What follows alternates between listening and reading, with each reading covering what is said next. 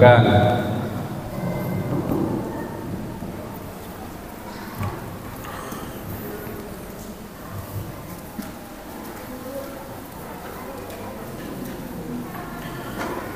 Bismillahirrahmanirrahim. Assalamualaikum warahmatullahi wabarakatuh. Alhamdulillah, la haula wala quwata illa billah. Asyhadu an la ilaha illallah wahdahu la syarikalah wa asyhadu anna Muhammadan abduhu wa rasuluh, amma ba'du. Bapak-bapak, ibu-ibu peserta kajian yang berada di Masjid Al-Ikhlas ataupun yang berada di rumah yang hari ini sedang menyaksikan siaran kami live streaming di LKI. Mudah-mudahan Allah Subhanahu wa taala memberikan kepada kita semua kesehatan, kelapangan rezeki dan juga keistiqomahan. Amin. Pada malam hari ini kita tetap bersama beliau Ustadz Hambal akan membahas kelanjutan dari kitab 420 hadis sahih pembentuk karakter. Mudah-mudahan kita semua bisa istiqomah. Ya, saya ingin tanya kepada teman-teman semuanya, apakah masih semangat semuanya? Semangat. Oh iya, sing semangat gitu toh. Nah, saya ulangi lagi, apakah masih semangat? Semangat. Masya Allah, mudah-mudahan kita semua diberikan keistiqomahan ya. Dan juga saya mau memberitahu bahwa akan aku tunjukkan kepada kalian semua tentang sesuatu yang dengannya Allah menghapuskan dosa-dosa dan mengangkat derajat pelakunya. Kepengen ngerti? Kepengen ngerti toh mboten? Kalau kepengen, mari kita dengarkan dari beliau Ustadz Hambal, karena ini hadis ini yang akan kita bahas pada malam hari ini. Monggo disimak. Assalamualaikum warahmatullahi wabarakatuh.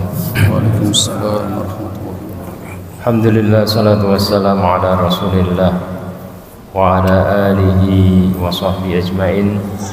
Yaqulu Rasulullah sallallahu alaihi wasallam fima rawahu Bukhari wa Muslim min hadithi Muawiyah radhiyallahu anhu, may yuridillahu bihi khairan yufaqihu fid din. Alhamdulillah, kita bersyukur kehadirat Allah Subhanahu wa taala atas taufik dan nikmatnya kita bisa tergerak hati kita untuk selalu semangat istiqomah bermajlis ilmu, ngaji apa yang dikatakan oleh Allah dan Rasulnya. Karena majlis ilmu dikatakan oleh Rasulullah SAW sebagai majlis zikir, yaitu majlis pengingat. Karena majlis ilmu ini mengingatkan kepada kita bersama tentang Allah Subhanahu wa taala, tentang akhirat kita, masa depan kita. Karena orang yang paling rugi adalah orang yang tidak peduli dengan masa depan dia. Padahal itu adalah keabadian dia. Apakah nanti akan sengsara di dalam keabadian ataukah bahagia di dalam keabadiannya. Dan selalu mengingatkan kepada kita, majelis ilmu itu mengingatkan kepada kita, menyadarkan kita tentang pengingat-pengingat yang Allah ingatkan kepada kita di sekeliling kita setiap hari. Kita setiap 5 waktu diingatkan oleh Allah Subhanahu wa taala dengan panggilan-panggilan. Makanya muadzin itu ketika azan tidak langsung hayya 'alas shalah, ayo salat, tapi Allah awali syariatnya dengan menggaungkan kalimat takbir, Allahu Akbar sampai 4 kali. Kemudian syahadat, asyhadu an la ilaha illallah, asyhadu anna Muhammadar Rasulullah. baru kemudian hayya 'alas shalah. Maknanya apa?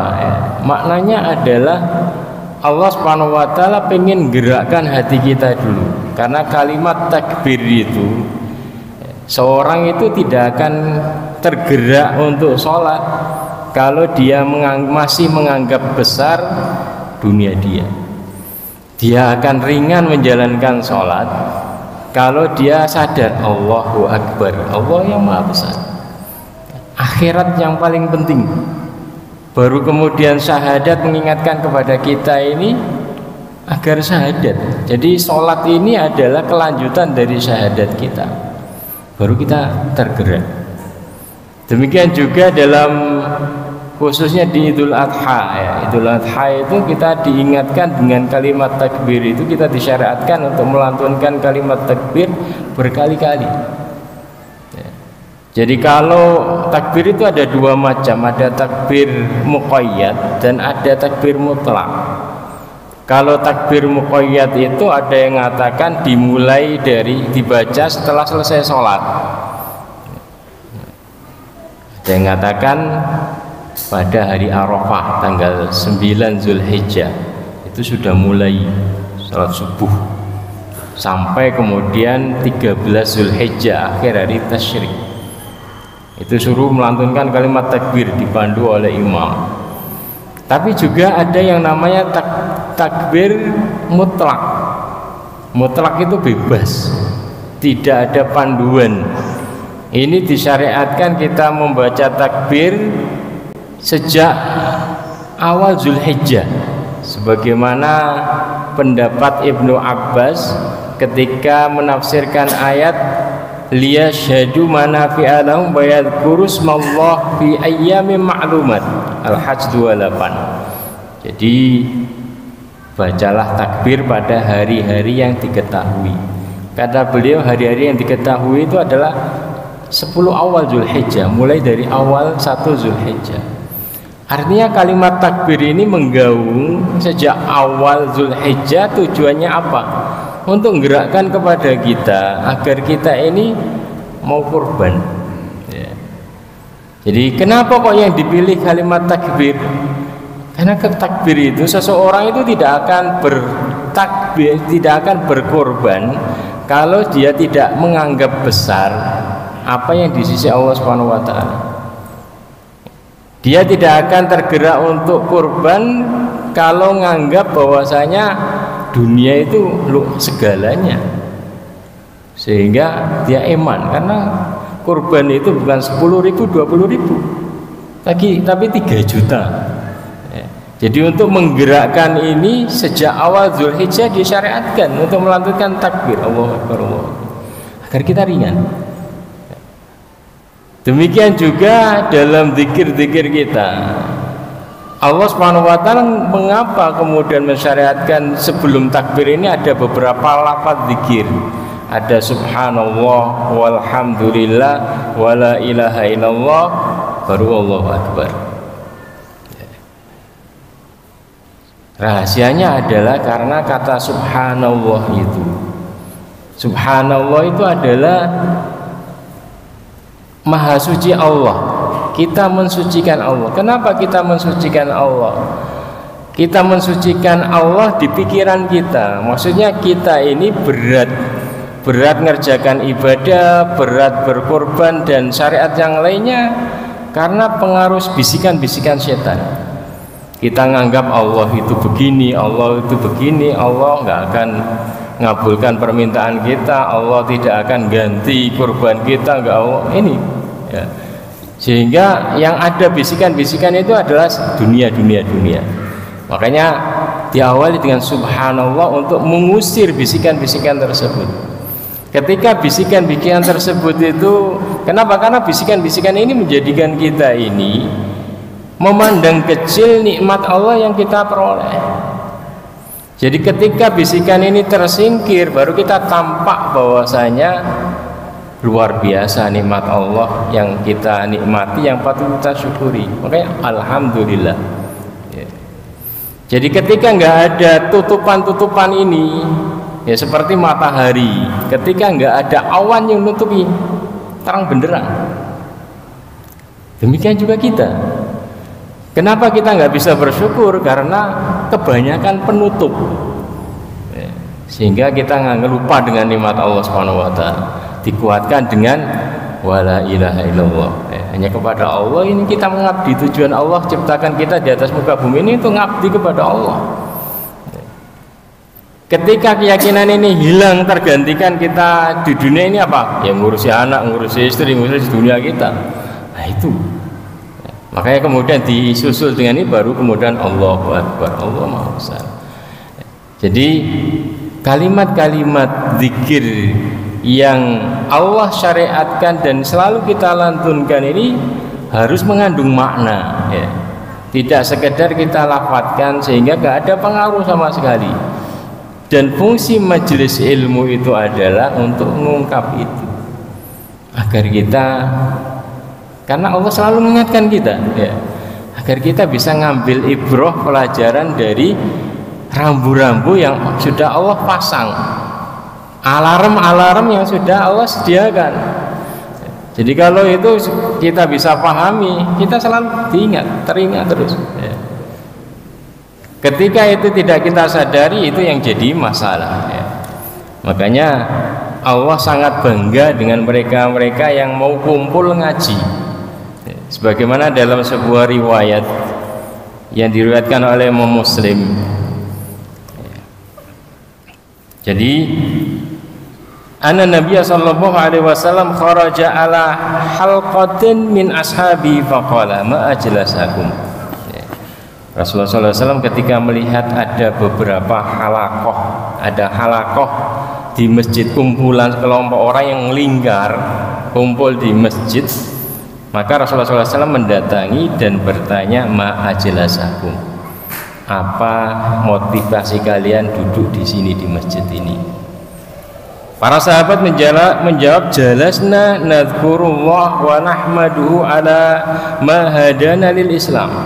Kita kumpul di sini itu, duduk di sini, kita mengingat Allah dan mensyukuri Allah Subhanahu wa taala atas hidayah Islam yang Allah berikan kepada kita. Wa man nabihi alaina, ya, dan memberikannya kepada kita, ya. Qala Allah ma ajlasakum illa dzalik. Rasulullah kemudian, demi Allah, apakah hanya itu yang menjadi motivasi kalian duduk di sini di masjid ini? Mereka menjawab, wallahi ma ajlasana illa dzalik. Betul ya Rasulullah, demi Allah, itu motivasi terbesar kita duduk di sini di masjid ini. Qala ama inni lam astahlifukum tuhmatan lakum. Saya bersumpah, bertanya lagi dengan sumpah itu bukan karena saya meragukan kalian. Walakinnahu atani Jibril fa akhbarani. Saya betul-betul tanya itu karena saya kaget dengan kedatangan Jibril. Jibril datang kepadaku dan memberitahu aku tentang kalian yang kumpul di masjid. Anallah azza wa jalla yubahi bikumul malaikah. Jadi Jibril memberitahu bahwa saya Allah itu membanggakan sekelompok orang yang duduk di masjid kamu ini. Yubahi, membanggakan di hadapan para malaikat. Lihat hambaku itu, dia duduk-duduk di masjid untuk bermajelis ilmu. Jadi dengan majelis ilmu ini kita berharap berbagai macam keberkahan yang Allah sediakan kepada kita. Pada malam hari ini insyaallah kita akan lanjutkan pembahasan masih dalam banyaknya jalan kebaikan, yaitu hadis yang ke-9. An Abi Hurairah radhiyallahu anhu qala Rasulullah sallallahu alaihi wasallam, ala adullukum ala ma yamhullahu bihil khataaya wa yarfa' bihid darajat. Qalu bala ya Rasulullah, qala isbaghul wudu' alal makarih wa kathratul khuta' ilal masajid wa intidharus shalah ba'da shalah fadzalikumur ribat. Rawahu Muslim. Dari Abi Hurairah radhiyallahu anhu yang menuturkan Rasulullah sallallahu alaihi wasallam bersabda, ala adullukum ala ma yamhullahu bihil khataaya. Maukah aku tunjukkan kepada kalian sesuatu yang bisa menghapuskan dosa-dosa kalian dan mengangkat derajat kalian nanti di surga. Jadi Rasulullah SAW pengen membangun cara berpikir para sahabat. Ini penting. Kalau cara berpikirnya itu bagus, selanjutnya bagus. Tapi kalau cara berpikirnya ini nggak bagus, maka perbuatan yang dikerjakannya nggak bagus. Apa cara berpikir yang dibangun Rasulullah SAW? Yaitu tentang dosa dan derajat di surga. Dosa karena ini yang menjadikan kita sengsara di dunia dan di akhirat. Derajat di surga karena ini masa depan kita. Apakah masa depan kita berada di istana-istana, ataukah masa depan kita itu berada di jurang-jurang neraka? Rasulullah bangun itu, maukah aku tunjukkan amalan itu? Para sahabat menjawab, tentu ya Rasulullah. Kemudian Rasulullah SAW melanjutkan dengan amalan-amalan yang pintu-pintu kebaikan yang ringan untuk dikerjakan. Tapi ini menuntut untuk continue, ya, selalu dikerjakan, tidak hanya sekali dua kali. Beliau menjawab, isbahul wudhu, yang menjadikan dosa-dosa kalian rontok dan derajat kalian itu meninggi nanti di akhirat, itu adalah yang pertama, isbahul wudhu alal makari, menyempurnakan wudhu, ya, terlebih dalam kondisi-kondisi yang kalian tidak sukai. Kalau di Indonesia mungkin nggak ada kondisi cuaca yang tidak kita sukai, karena selalu sedang enak. Ya. Rasulullah berbicara seperti ini karena beliau berada di Arab, apalagi di Medina. Medina itu kalau cuaca dingin, sangat dingin, nusuk tulang, sehingga kalau wudhu itu, ya, itu susah kalau sampai kemudian betul-betul menyempurnakan. Kalau musim panas mungkin nggak ada masalah, tapi ketika musim dingin tetap itu adalah ditekankan, isbahul wudhu alal makari, tetap menyempurnakan wudhu meskipun dalam kondisi yang kita tidak sukai. Yang kedua, wa kasratul khuta ilal masajid, banyak berjalan ke masjid. Sehingga mungkin sebagian sahabat itu dengan motivasi Rasulullah SAW ini, ketika ya biar pengen ketika rumahnya jauh pengen pindah dekat masjid, tapi tidak diperbolehkan oleh Rasulullah, jangan. Kenapa? Karena langkah kalian ini akan selalu dihitung. Kalau rumah kamu dekat masjid itu ya totalannya sedikit, tapi kalau jauh panjang, totalannya banyak. Yang ketiga adalah wantidharus shalah ba'da shalah, menunggu, bersabar menunggu dari satu sholat ke sholat berikutnya. Kemudian beliau kuatkan, fadzalikumur ribat, itulah ribat yang mudah dikerjakan, ya. Ribat itu adalah apa? Berjaga-jaga di perbatasan antara daerah kaum muslimin dengan daerah musuh, taruhannya nyawa, ya. Tapi ada ribat yang ringan, ya. Taruhannya tidak nyawa, ringan, ya. Cuman ini pahalanya luar biasa, yaitu nunggu, yaitu ribat, mengikat diri kita itu di masjid, ya. Jadi ribat itu berjaga-jaga, namanya berjaga-jaga ya, pos mana yang kamu ditugaskan ya di situ saja. Kemudian ribat yang dimaksud di sini adalah pos masjid itu. Kamu menyabarkan diri kamu duduk di masjid dari satu sholat ke sholat berikutnya. Ini adalah 3 amalan yang menjadikan dosa-dosa kita ini menjadi rontok, dan derajat kita itu akan Allah tinggikan nanti di surga. Jadi hadis ini menjelaskan kepada kita pintu-pintu kebaikan yang ringan, tapi pahalanya luar biasa, ya. Ringan, pahalanya luar biasa.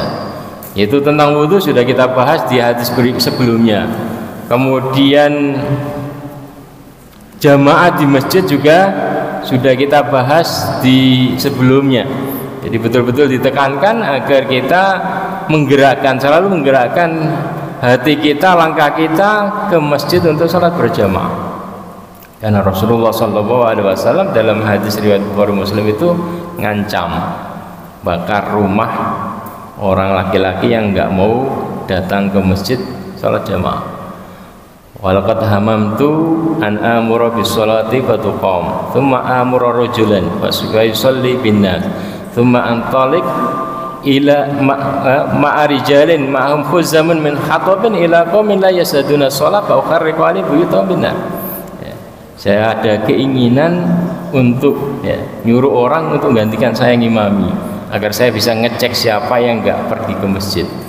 Setelah itu komat, kemudian saya suruh dia ngimami, kemudian saya pergi bersama beberapa orang dengan membawa kayu bakar menuju ke rumah orang-orang yang tidak pergi ke masjid, lalu aku bakar rumah mereka.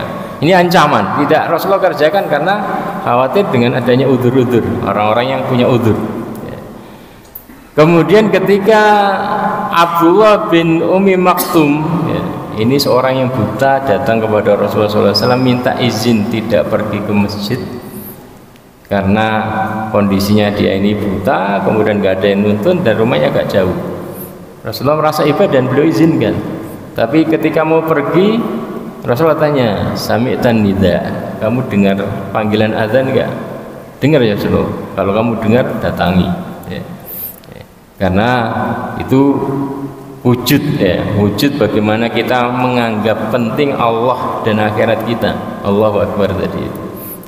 Jadi ini pintu-pintu kebaikan dan ini sudah kita bahas. Dan yang ketiga adalah berdiam diri di masjid, menunggu, menyabarkan diri kita berada di masjid, terlebih untuk menunggu sholat, dari satu sholat ke sholat berikutnya. Dan ini menuntut kesabaran dari kita, karena sabar itu bukan hanya di atas musibah, ketika menghadapi musibah, akan tapi juga termasuk kesabaran yang disyariatkan adalah menyabarkan diri kita untuk mengerjakan ketaatan. Karena kalau kita tidak menyabarkan diri kita, maka kita tidak akan bisa istiqomah. Jadi ada beberapa pelajaran yang kita peroleh dari hadis ini. Yang pertama adalah isi pikiran seorang mukmin, isi pikiran seorang mukmin itu adalah dosa yang diampuni dan derajat yang tinggi di surga. Jadi itu yang harus betul-betul ada di benak kita. Karena kalau ini tidak ada, maka kita akan menganggap remeh dosa kita, kemudian lupa dengan akhirat kita. Padahal itu sangat bahaya. Makanya dalam sebuah riwayat Abdullah bin Mas'ud beliau mengatakan, innal mu'min yara dhunubahu ka'annahu fi asli jabalin yakhafu ayyaqa alaih. Seorang mukmin itu melihat dosa-dosanya itu bagaikan dia berada di bawah kaki gunung yang hampir mau menjatuhi dia. Artinya ketakutan. Kenapa? Karena tidak ada seorang pun bisa lari ketika dijatuhi gunung, berada di kaki gunung mau jatuh. Kalau hanya batu yang jatuh mungkin bisa lari, tapi kalau gunung itu kalau mau nublek nggak akan bisa lari. Nah itulah hakikat seorang mukmin harus seperti itu. Jadi menganggap dosanya ini betul-betul menumpuk bagaikan gunung yang mau menghancurkan dirinya, sehingga dia selalu minta ampun kepada Allah Subhanahu wa taala. Berbeda dengan kalau kita tidak punya karakter seperti ini, maka kita masuk karakter berikutnya, yaitu karakter seorang yang fajir. Dalam riwayat yang lain munafik. Orang yang hatinya dikuasai kemunafikan itu adalah yara dzunubahu kadzubabin wa qa'a ala anfihi qala biha kadza fatar. Orang munafik itu melihat dosanya bagaikan lalat yang hinggap di hidungnya.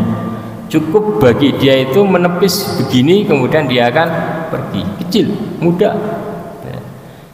Jadi mukmin yang baik itu adalah tadi. Makanya Rasulullah SAW mengawali penjelasan beliau tentang amal-amal kebaikan ini dengan tadi ala ukhbirukum. Kadang ala adullukum ala ma yamhullahu bihil khataya wa yarfa' bihi darajat. Maukah aku tunjukkan amalan yang bisa menghapus dosa-dosa kalian dan mengangkat derajat kalian di surga. Jadi ini yang selalu menghantui seorang mukmin. Makanya ketika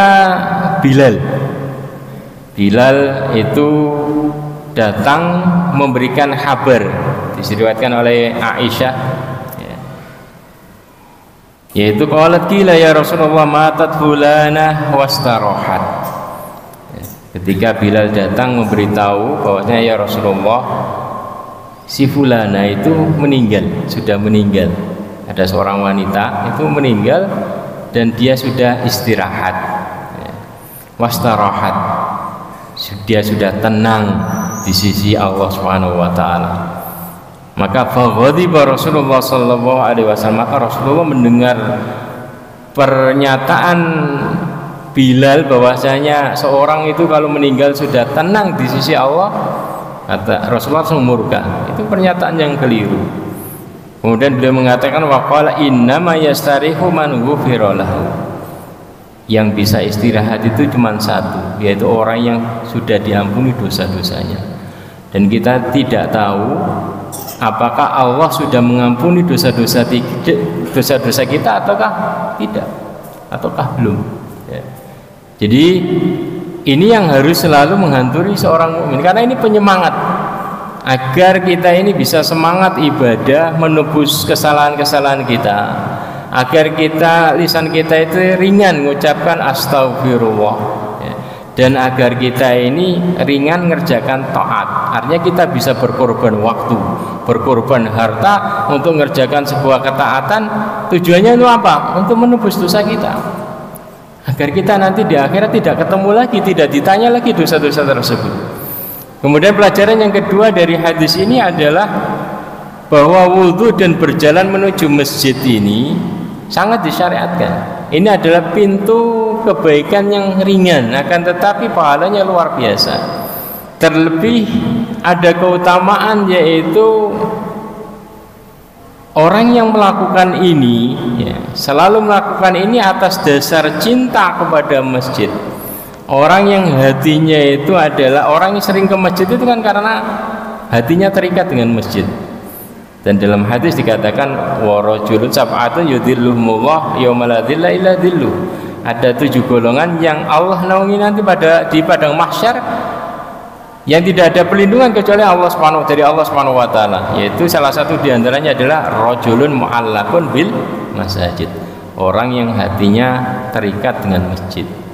Ya, ini jaminannya. Dan ini perlu bukti, ya. Kita nggak bisa mengatakan ya Allah saya ini hatiku terikat dengan masjid, ya.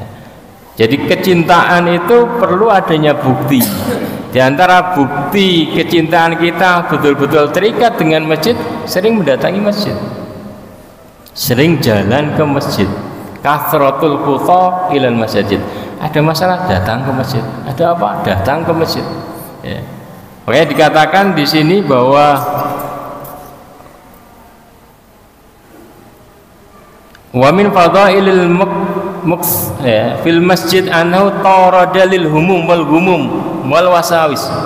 Di antara keutamaan seorang yang membiasakan diri nongkrong di masjid, annahu tarada lil humum, hal tersebut itu bisa menghilangkan, mengusir kegundahan, problematika, rancauan berpikir kita dan bisikan-bisikan setan.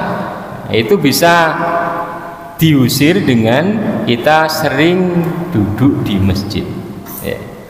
Kemudian fa inna aktsar ma yusibul 'abd minha man tasallata syaitan alaihi, ya. Jadi karena kebanyakan orang itu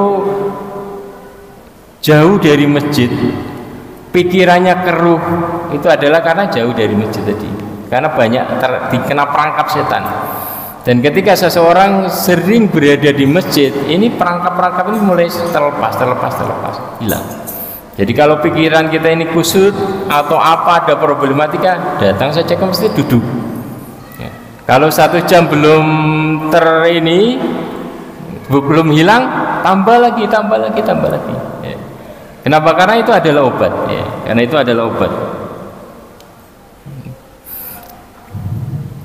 Jadi dalam sebuah hadis Rasulullah SAW Jadi ada sebuah hadis qudsi, kama fil hadisil qudsi bi ikhtisamil mala. Fi faqala Allah Ta'ala ya Muhammad qultu labbaika rabb qala fi ma yahtasimul mala'ul a'la qultu fil kafarat. Jadi para malaikat ini mereka debat, berselisih tentang apa? Tentang hal yang bisa menghapus dosa. Qala ma hunna qultu masyul aqdam ilal jama'at wal julus fil masajid ba'da sholawat. Riwayat Tirmidzi. Jadi yang betul-betul bisa menghapus dosa, menghilangkan kekeruhan, itu adalah banyak berjalan untuk mengerjakan sholat berjamaah, berjalan ke masjid untuk mengerjakan sholat jamaah, wal julus, dan duduk di masjid setelah sholat ya. Tetap nongkrong ya. Jadi ini pelajaran yang kedua yang kita bisa peroleh dari hadis ini. Yang ketiga ya. Yang ketiga menguatkan yang tadi, yaitu keutamaan berdiam diri di masjid, terutama untuk menunggu sholat ya. Jadi karena ini kebiasaan para salafus saleh, seperti dikatakan oleh Sya'bi, kanu idza faraghu min syai'in atul masajid. Para salafus saleh itu, kata Sya'bi, ketika selesai dari kegiatan apa saja, maka yang dituju adalah masjid, atul masajid. Wa qala Sa'id bin Musayyib rahimahullah, inna lil masajid autadan minan nas. Sesungguhnya, kata Sa'id bin Musayyib, masjid itu punya orang-orang yang menjadi tiang-tiangnya. Ada tiang masjid yang berupa barang material, cagak-cagak tiang-tiang masjid. Ada yang berupa manusia, yaitu mereka yang biasa berdiri di masjid dan zikir di masjid. Yang mana orang-orang ini ya, yang mana orang-orang ini wa inna lahum julasa minal malaikah. Karena masjid ini tempatnya malaikat, maka mereka yang biasa berdiri atau menyendiri di masjid tadi, baik dengan berdiri maupun duduk berzikir, itu punya kawan-kawan dari para malaikat ya. Punya kawan-kawan dari malaikat yang faida faqaduhum salu anhum, yang mana para malaikat ini, kawan-kawannya ini, ketika orang ini gak pergi ke masjid, lalu bertanya, selalu bertanya. Para malaikat ini mungkin punya kawan, satu orang punya kawan 20-30, mana ini si fulan ini? Fa in kanu mardha aduhum.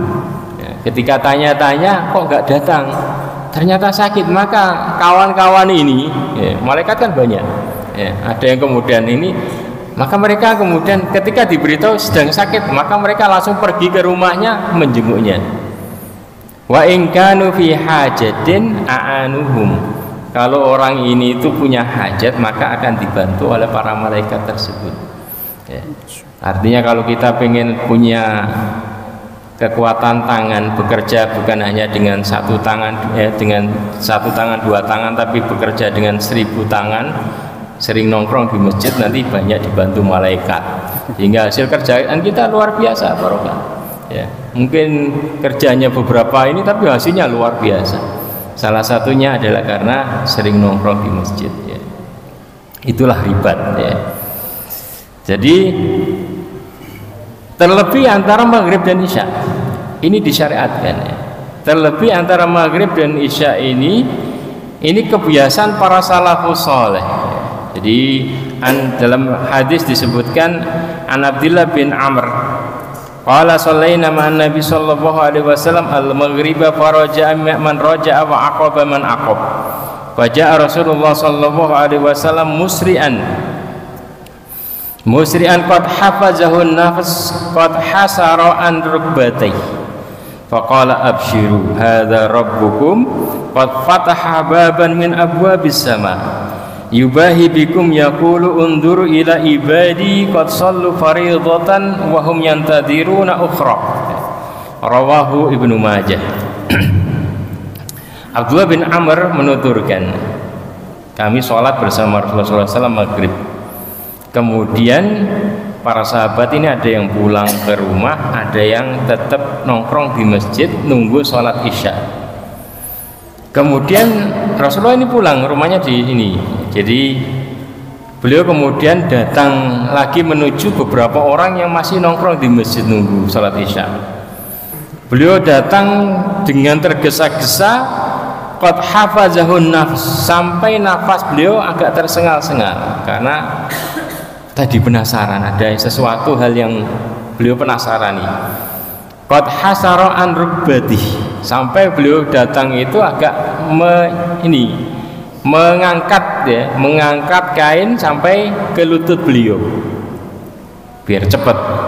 Kemudian beliau katakan, faqala absyiru, wahai orang-orang yang tetap duduk di masjid ini nunggu sholat Isya, bergembiralah, hadza rabbukum qad fataha baban.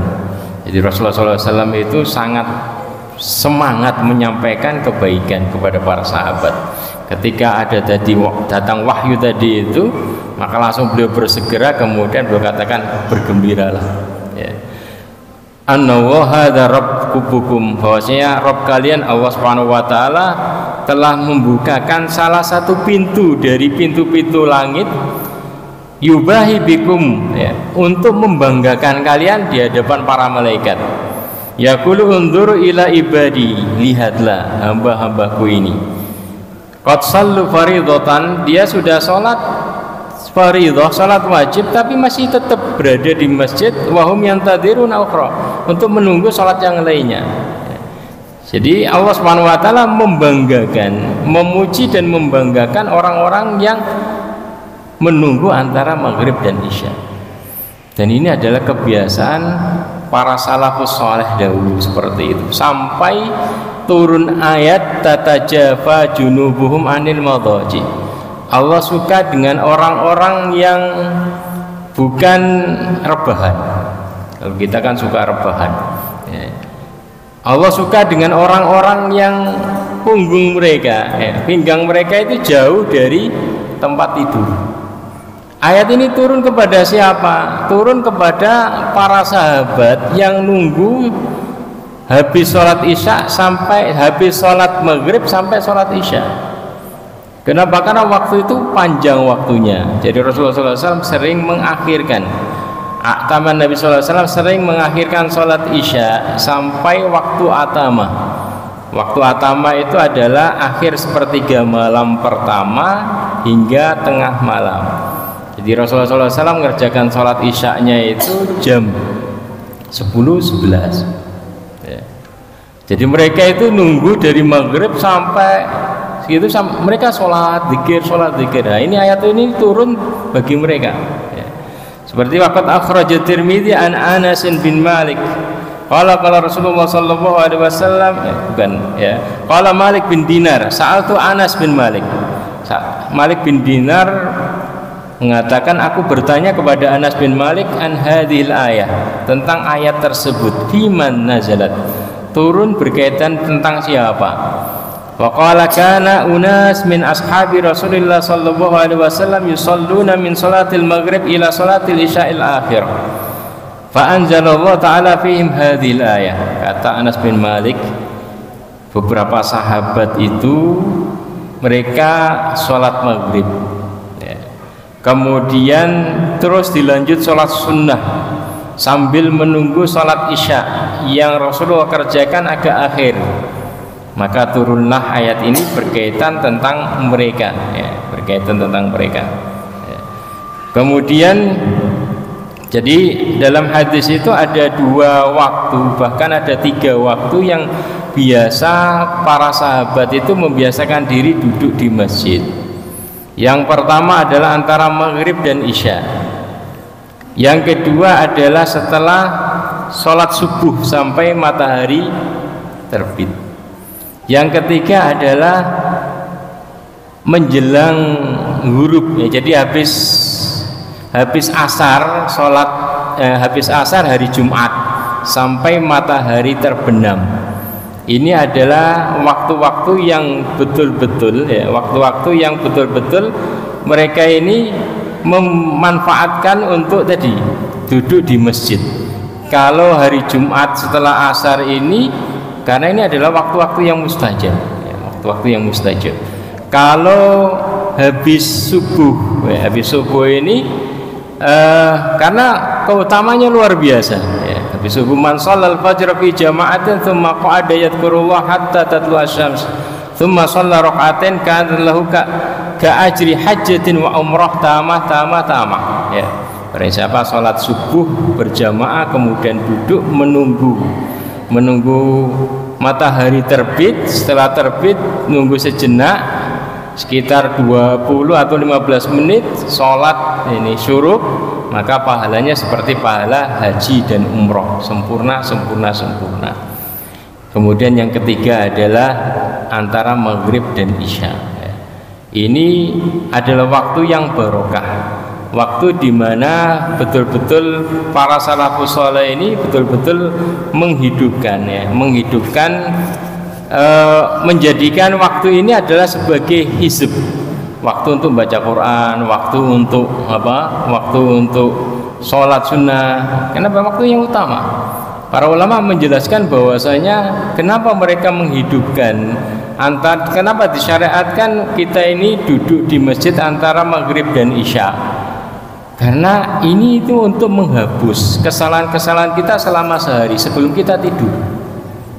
Agar tidur kita ini tenang, tentram, nyaman, maka perlu penghapus. Karena dalam sehari kita tidak terlepas dari kesalahan. Jadi perlu dihapus agar Agar tenang. Dan ini cara menghapusnya adalah dengan duduk di masjid. Walaupun hanya duduk aja, apalagi sholat, apalagi banyak yang kemudian memanfaatkan ini untuk waktu untuk baca Quran. Maka orang-orang dahulu kan seperti itu toh.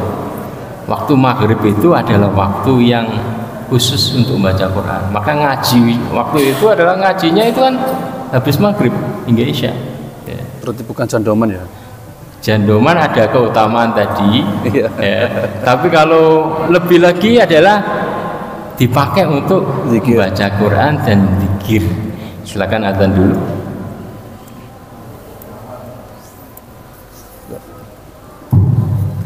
Ya, sebelum adzan kami berikan informasi bahwa Masjid Al-Ikhlas menerima hewan kurban. Ya. Untuk syarat-syaratnya nanti bisa ditanyakan ke Ustaz Aum. Ustaz Aum bisa memberikan memberikan syarat tentang kurban, miknya. Ya, sebelum adzan di kemana? Enggak apa-apa, sebentar saja. Enggak apa-apa, monggo. Syaratnya untuk kurban di sini, apakah ada urunan sapi atau kambing dan seterusnya? Monggo. Urunannya berapa dan seterusnya? Ini. Waalaikumsalam. Untuk masalah haji tidak ada, hanya stok ambil peserta sapi. Atau sapi satu per 7 orang. Gimana? Sapi satu. Iya. Untuk 7 orang. 7 orang. Nah, terus di situ ada pemilihan perhatian. Yang pertama 3 juta orang untuk sapi. Berapa? 3 juta. 3 juta. 3,5 atau 4 juta.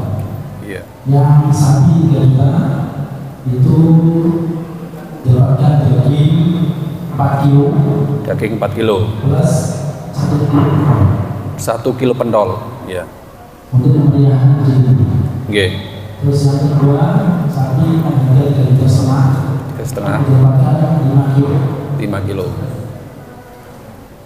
Plus 1 kilo pendol. 1 kilo pendol plusnya. Begitu pula bagi sapi yang harga 4 juta. Iya. Sapi yang besar itu mendapatkan 6 kilo. 6 kilo daging. Pendolnya? Ya, 1 kilo pendol. 1 kilo pendol. Dan dikasih wadah tempat cantik yang bagus. Oh iya. Nah, Untuk wadahnya daging gitu ya maksudnya. Oh, iya. ada pun yang tadi. Ya. Hanya kita kasih sampil 1. Ya. Sampil dan hatinya. Apakah ada pendol? enggak buatnya ada rezeki kami. Oh gitu. Nggih. Barangkali bonus Pak Ustaz. Barangkali bonus walaupun dari kambing. Wes bonus kenang-kenangan gitu. Gitu ya. Oh gitu ya. Ya terima kasih jazakallah Ustaz Taum ya. Monggo Azanisa.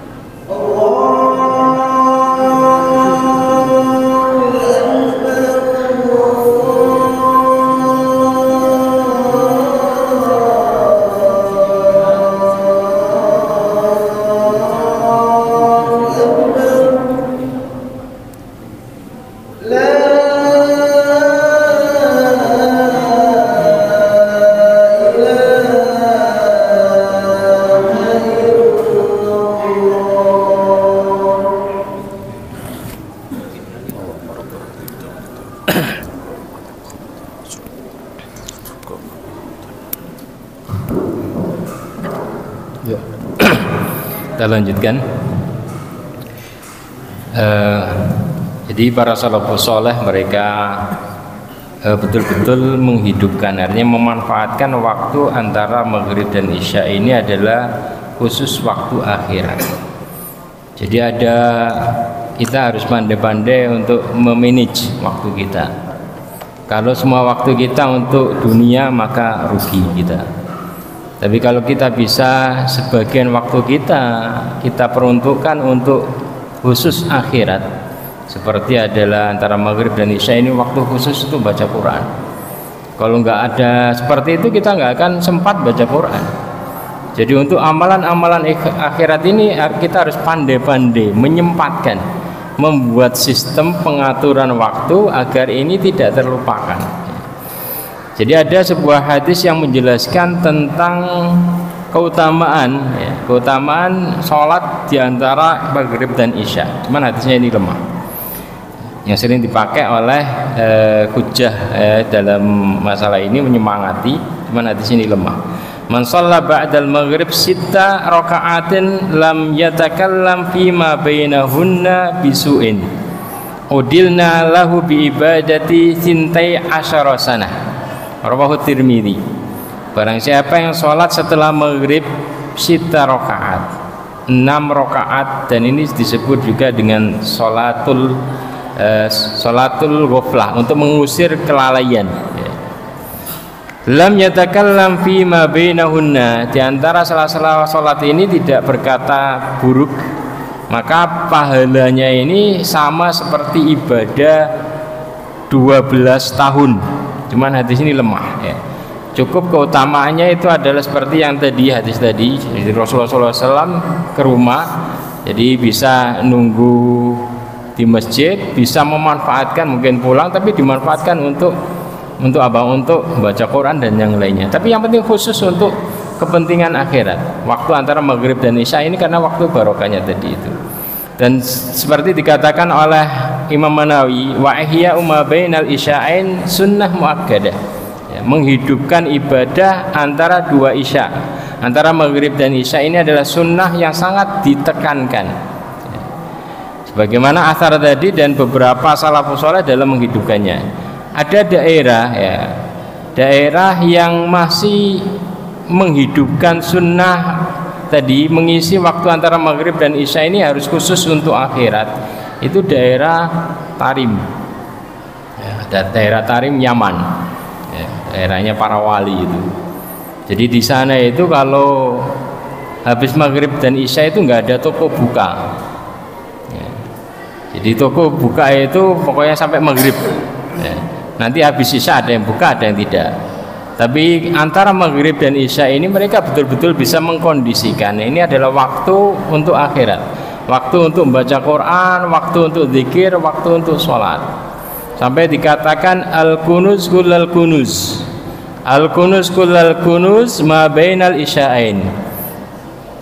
Di antara simpenan, ya, di antara simpen kunuz kanzun ini kan harta yang disimpan, yang tersembunyi, ya.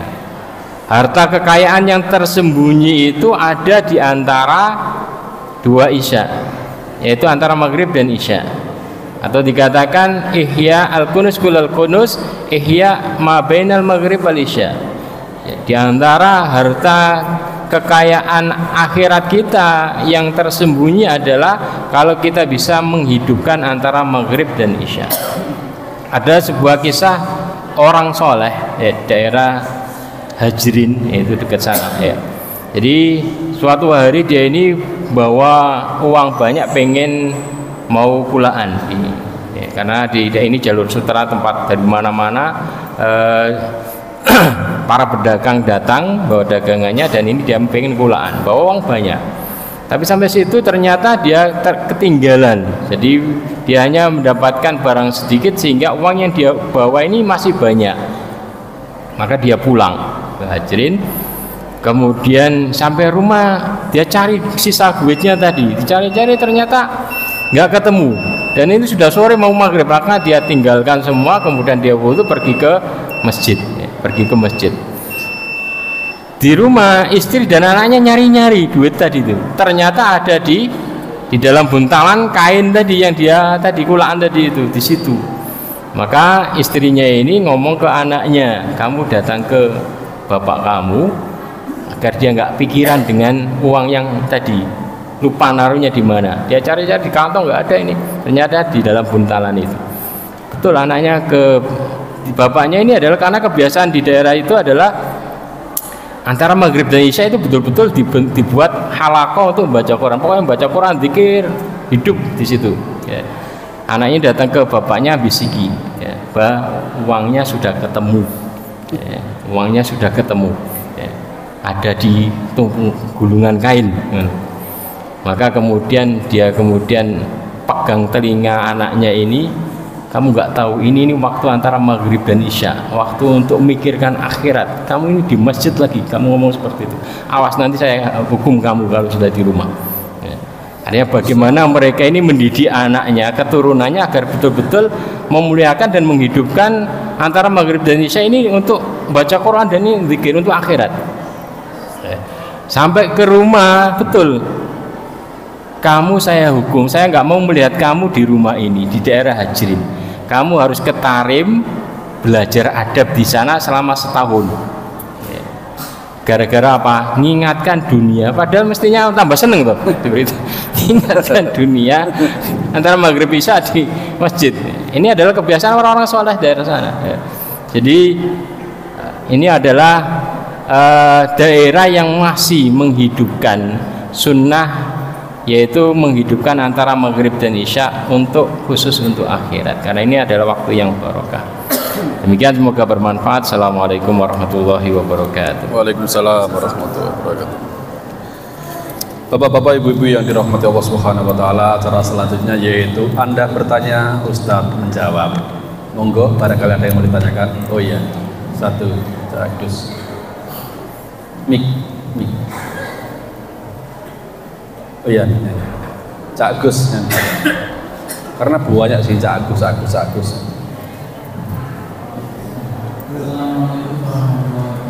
Waalaikumsalam warahmatullahi wabarakatuh.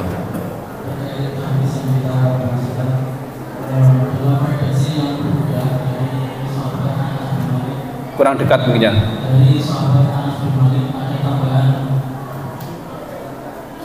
Menuju masjid. Nah, apakah kita bisa menunjukkan bahwa jalan kaki lebih utama dari kendaraan? Sebab prakteknya para sahabat, mereka punya kuda-kuda bagus untuk perang, tetapi ketika mereka ke masjid, mereka lebih mengutamakan jalan kaki daripada kuda. Nah, selagi jalannya memungkinkan, kenapa harus dilimpahkan keutamaan jalan kaki menuju masjid? Minta penjelasannya. Iya, so, makanya Ustaz, selama ini tak bonceng kan nggak mau Ustaz, gara-gara mungkin habis ini, monggo. Iya, bagus. Jadi dohir hadisnya memang seperti itu. Kathratul khutta ilal masajid, banyak berjalan ke masjid. Ya. Fa inna kulla khutwatin, dalam hadis yang lain, setiap langkah yang dia langkahkan itu menghapus dosa dan mengangkat derajat. Jadi ada keistimewaan tersendiri. Ya. Jadi ini amalan istimewa. Kalau kita bisa mengerjakan itu afdol. Cuman kita ini kan berada di zaman yang semangatnya lemah. Ya. Semangatnya lemah. Ya. Jadi kalau bisa menempuh itu bagus. Yang penting bisa continue, jangan sampai ketinggalan sholat. Ya. Itu panen pahalanya lebih banyak itu daripada bawa sepeda motor. Ya. Karena putaran sepeda motor kan ini. Ya. Rodanya. Jadi kalau pengen panen pahala banyak ya seperti itu ya. Cuman tadi ya terkadang kita harus tadi menghibur, bisa membawa hati kita ya. Jadi yang penting, intinya apa? Yang penting datang ke masjid on time. Kalau bisa istiqomah bagus. Kalau pengen derajat lebih tinggi lagi, jalan kaki. Ya. Jadi cuman gini, jangan sampai ketika kita berjalan kaki mandang rendah orang yang pakai sepeda motor. Karena ya, itu yang bisa mengurangi pahala kita. Karena boleh jadi dia pakai sepeda motor itu karena tadi daripada kemudian nggak datang ke masjid dan terlambat, ya. Itu kan ada nilai-nilai positif sendiri. Jadi Islam itu agama yang bagus dan Allah itu maha rahmat, ya. Jadi rahmat Allah sangat luas. Jadi kalau kita ingin yang terbaik, jangan pandang rendah yang tadi karena mereka punya kondisi sendiri, mungkin karena cepet capek, dia cepet capek, kemudian semangatnya kalah kuat, ya. Jadi kalau kita bisa berjalan, itu bagus, ya, luar biasa. Seperti tadi ketika ada sahabat yang rumahnya jauh pingin pindah ke masjid tapi dilarang Rasulullah, ya, kamu di sana saja, ya. Jangan kemudian memandang orang yang bangun rumah dekat masjid, wah itu enggak sesuai dengan perintah Rasulullah agar tetap rumahnya jauh.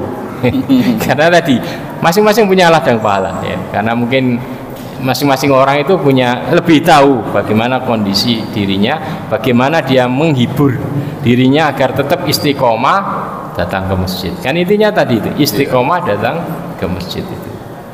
Ya, gitu Cak Agus ya. Yang penting jangan meremehkan orang lain gitu ketika datang dengan membawa sepeda motor. Satu lagi pertanyaan, monggo. Ya, satu lagi pertanyaan. Ya, kalau nggak ada saya Ustaz yang tanya Ustaz. Seberapa fatalkah orang meninggalkan sholat jamaah? Kok sampai-sampai Rasulullah berkeinginan ingin membakar rumah orang muslim yang tidak mengerjakan sholat berjamaah, Ustaz? Ya, jadi terlepas dari perselisihan hukum apakah ini wajib fardu ain datang ke masjid itu sama sholat jamaah itu apakah hukumnya fardu ain ataukah sunnah muakkadah, ya. Yeah. Terlepas dari itu karena ini para ulama kan berselisih pendapat. Bagi yang tadi satu hadis ini menjadi hujah bagi yang mengatakan ini wajib, bagi yang mengatakan nggak wajib itu ya ini celahnya di sini. Bagi yang mengatakan wajib loh, Rasulullah sampai mengancam mau membakar. Bagi yang mengatakan itu sunnah muakkadah, ini ada celah. Artinya Rasulullah SAW baru keinginan. Seperti laula an asyqa ala ummati la amartum bisiwak inda kulli shalah. Kalau seandainya tidak memberatkan umatku, maka aku akan wajibkan mereka siwak sebelum sholat. Ya, tapi kan nggak jadi. Sehingga sunnahnya hukumnya jadi sunnah muakkadah. Yang kedua, kalau beliau kemudian mempraktekkannya, artinya beliau tidak ngimami malah ke orang-orang ngecek orang-orang, berarti waktu itu Rasulullah nggak sholat jamaah di masjid, kan gitu. Tapi hadis itu nggak dhaif ya? Nggak, Bukhari Muslim itu. Ya, Bukhari Muslim kan? Jadi Bukhari Muslim. Jadi kan kita garis bawahi di penekanan sunnah muakkadah itu bukan ngeremehkan, tapi sunnah itu adalah sunnah yang betul-betul ditekankan, hampir masuk kepada wajib. Ya. Kenapa Rasulullah SAW betul-betul menekankan sholat berjamaah di masjid? Karena banyak keberkahannya di situ. Rasulullah pengen umatnya ini mendapatkan kunci baikan di situ. Kenapa? Karena dengan di sholat jamaah di masjid ada banyak sholat yang dia kerjakan.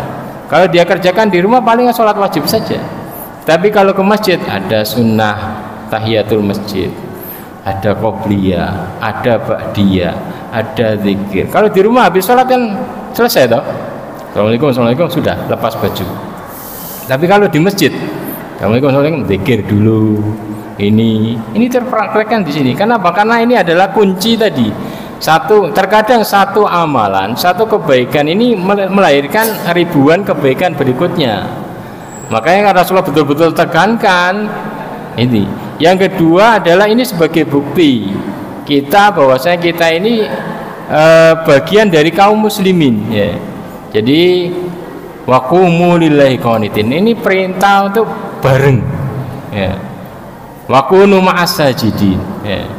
Bersama orang-orang yang sujud. Ini keutamaan-keutamaan yang lain. Kalau pertanyaan seberapa fatalkah? Ya fatal, banyak fatal ini, banyak kerugian yang didapat karena akan terlewat banyak kebaikan di situ. Yang kemudian yang kedua, hati kita akan terus agak keruh, ya, karena masjid itu untuk pensucian tadi hati kita.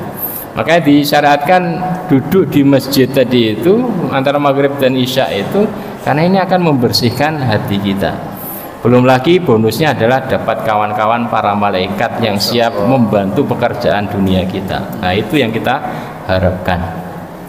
Itu bonus. Iya. Lebih. Ya. Iya. Bapak-bapak, ibu-ibu yang dirahmati Allah, ya ini catat baik-baik. Ternyata ketika kita ikut kajian itu kita malah bodoh ya. Dan merasa bodoh. Artinya apa? Sebelum ikut kajian koyoke wis pinter, oh ya aku iki wis ngene wis ngene. Ternyata ketika ikut kajian mengetahui ada penjelasan yang baru, ada ilmu yang baru. Oh iya, ternyata aku ikut ya goblok iki durung ngerti ngene, durung ngerti ngene. Ya, ada ilmu-ilmu baru yang kita dapatkan, dan ilmu adalah sesuatu yang tidak tahu yang menjadi kita tahu, dan itulah adalah ilmu. Dan mudah-mudahan kita semua setiap hari lebih bersemangat lagi agar mendapatkan ilmu-ilmu yang baru yang belum pernah kita ketahui. Dan semoga kita diberikan keistiqomahan oleh Allah Subhanahu wa taala. Mohon maaf kalau ada kesalahan atau tutur kata saya yang kurang berkenan di hati Bapak Ibu semuanya. Kita tutup dengan bacaan hamdalah dan doa kafaratul majlis. Alhamdulillahirabbil alamin, subhanaka Allahumma wa bihamdika asyhadu an la ilaha illa anta astaghfiruka wa atubu ilaik. Wassalamualaikum warahmatullahi wabarakatuh.